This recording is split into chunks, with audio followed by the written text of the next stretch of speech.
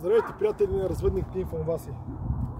Днес ще ви покажа първите стъпки на обучение на вашето малко кученце.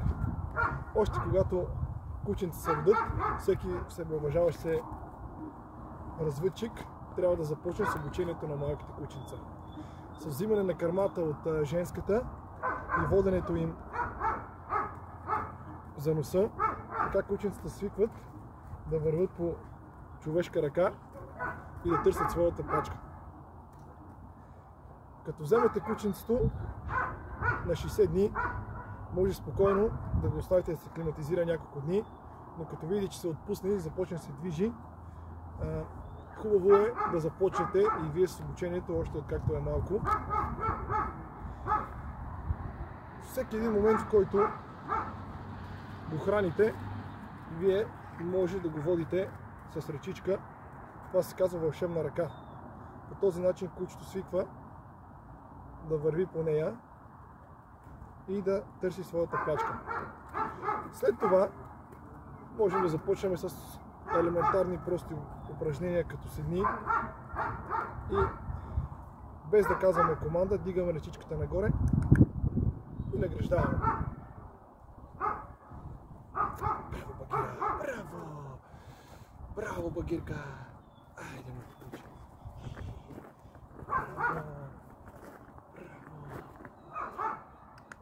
Браво, момичета!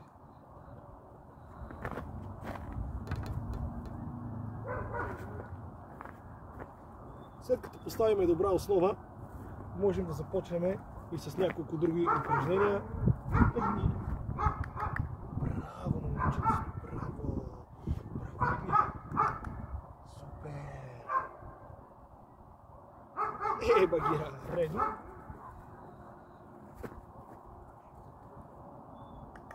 Браво, Редо! След като направите известно време само с ръчичка без команди, хубаво е да вкарате и командата преди движението. Седни. Браво, седни! Наградите трябва да се получават непосредствено след изпълнение на командата.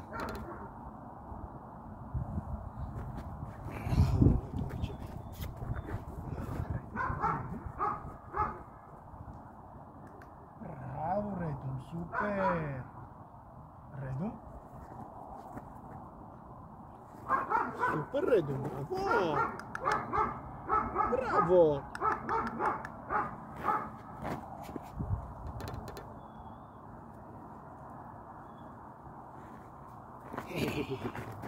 Седни! Супер, седни! Браво, седни! Браво! Браво на момичета! Супер! Браво, седни! Браво! Изпълнявам упражнение за фокус. Багира! Когато задържим зрителен контакт повече от 2-3 секунди, награждавам, като с времето увеличавам времетраенето на зрителния контакт. Браво! Браво, момичето! Сесиите не трябва да бъдат много продължителни, 2-3-5 минутки в началото и като постепенно, като видите, че кучето се държи добре, затвърждава упражненията и движението с вървенето по ръката, можете да увеличите времето. Желая ви, бъдете здрави и успешни!